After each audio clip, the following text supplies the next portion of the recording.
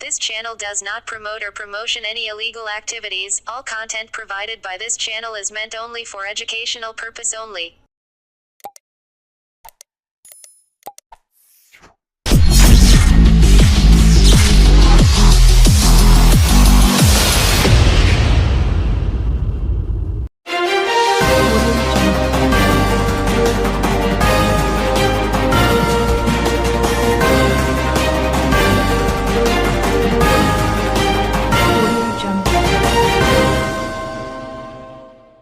আরামবাগের বন্যা পরিস্থিতি খতিয়ে দেখতে এদিন হরিণখোলা এলাকায় পৌঁছান রাজ্যের মুখ্য সচিব।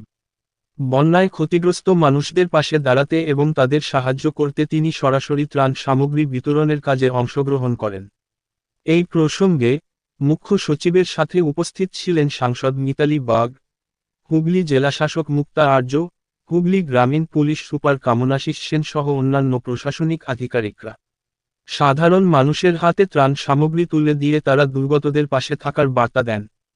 বন্যা পরিস্থিতির কারণে এলাকার বহু মানুষ বিপর্যস্ত হয়ে পড়েছেন। তাদের সাহায্যার্থে রাজ্য প্রশাসনের তরফ থেকে নেওয়া হয়েছে একাধিক পদক্ষেপ।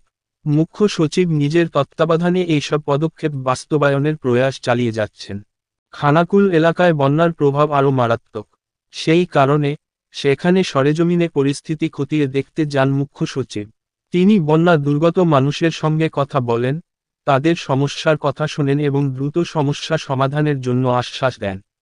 বন্যা দুর্গত এলাকাগুলির পুনর্গঠন এবং ক্ষতিগ্রস্ত মানুষদের সাহায্য করতে রাজ্য সরকার যে সকল ত্রাণ ও পুনর্বাসন কার্যক্রম পরিচালনা করছে তা সঠিকভাবে পৌঁছে দিতে প্রতিশ্রুতিবদ্ধ প্রশাসন।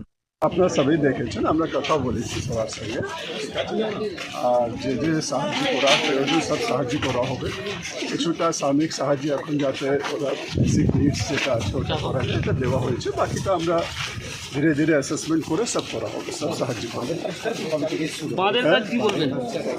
জল একটু নামলেই কাজ শুরু হয়ে যাবে। আমরা মিটিং করে ইঞ্জিনিয়ার্স যারা ছিলেন ইরিগেশন ডিপার্টমেন্টে সকলকে ইনস্ট্রাকশন দেওয়া হয়েছে যাতে ইমিডিয়েটলি ভালোভাবে বাঁধের রেস্টোরেশনের কাজ করা হয়।